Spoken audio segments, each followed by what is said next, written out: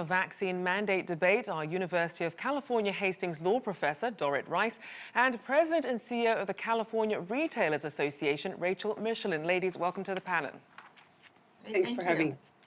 So first off, we've seen a few different approaches from companies. Some encourage but don't require vaccines, like JP Chase. You have Delta limiting it to new hires, Walmart saying, depending on your job, you need to be vaccinated, and then Microsoft saying all their US employees must be vaccinated. Dorit, let's start with you. Talk about the legal considerations that might be guiding these decisions.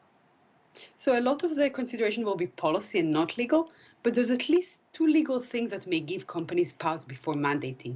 One of them is there's still uncertainty on whether you can mandate a vaccine under an EUA.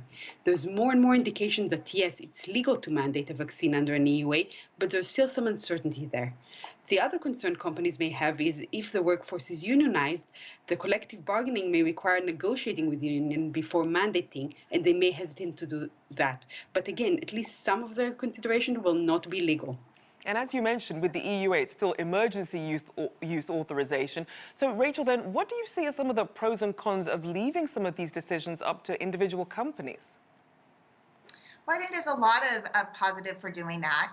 One of the issues we're facing, particularly here in California, is also a labor shortage. And we've shared our concerns with the governor. We've shared our concerns with legislative leaders. We've asked for some precautions to be given to businesses to kind of make that decision on their own. I think the liability is a big piece that we're hearing from our member companies and retailers in California. But kind of what happened in San Francisco, the bar industry made that decision. It worked best for their industry. Their employees seem to be complying. Their customers are complying. And we just believe that each business needs to make that own decisions on an individual basis. And obviously, this is coming with the understanding that some people who don't want to get vaccinated, they might choose to seek employment elsewhere, or they might feel like they're being discriminated against or sort of forced into a corner. What should companies and employees be aware of when really trying to weigh this very personal decision? Dorit. So we mentioned the liability issue. The liability can cut both ways. On one hand, if you mandate vaccine on the job and someone is harmed by a vaccine, they may bring a workers' compensation claim claiming compensation for the injury. On the other hand, an employee that gets COVID on the job can also bring a compensation claim saying they got it on the job. So liability can cut both ways.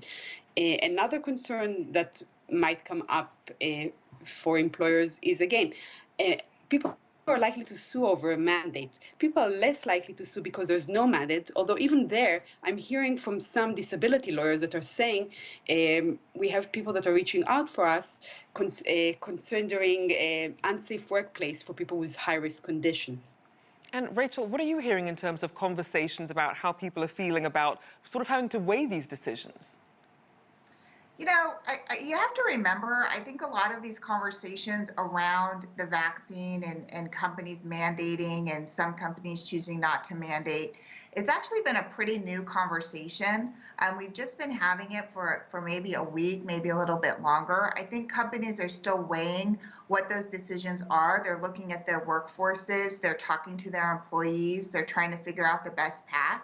I think the bottom line is that particularly in the retail industry, retail was on the forefront of really trying to stop the spread of COVID by being the first industry to mandate face coverings before even the government did that. So we're very committed to doing our part to stopping the spread of COVID. But, this is a very personal decision. Obviously, we've seen that. We saw that with face coverings and face masks. And I think companies, are looking for different ways to approach it, to encourage their employees to get vaccinated, encourage their customers to get vaccinated. But we still need to see how this plays out. Maybe it'll be a different conversation once we get approval from the FDA and it's no longer under emergency use. But I think right now those conversations are happening across California and across the country. And certainly happening at multiple levels. You have the companies, you have individual states. Dorit, what precedent is there for state mandates when it comes for vaccines for certain professions, as we're seeing proposed by California's governor for healthcare workers and teachers? We've seen state vaccine mandates before. The difference is the scope. We haven't seen them at the scope we're seeing. In the past, states looked into mandating influenza vaccine for healthcare workers, and some states did go there. If you look more historically, states did allow for mandating vaccines for the general population with a fine in the early 19th century. But at the scale we're looking at, with states mandating for several businesses, and in California, for example, mandating for visitors in certain places, that's new. And so then, Rachel, what impact do you see these vaccine mandates and other restrictions having on hiring and sort of where people choose to work? You know, I think it cuts both ways. I think there are some employees, as they're out looking for jobs, there's certain comfort in knowing that you have to be fully vaccinated. I think other places, they might say, I don't want to go work somewhere where they're mandating that I have to be vaccinated. So I think we'll have to wait and see. I think particularly in California, being such a large and diverse state, there's parts of the state where you see a mandate such as we're seeing for healthcare workers, teachers, and other folks playing out in a positive way. In other parts of the state, you're seeing it not, being faced with some opposition. So I think it's an interesting conversation to have. What we're trying to do the best that we can is make sure that our employees, in particular in the retail industry, are educated on how effective the vaccine is. And that really, if we want to see an end to COVID, particularly in California, we really need to encourage everyone, our customers and our employees, to be vaccinated.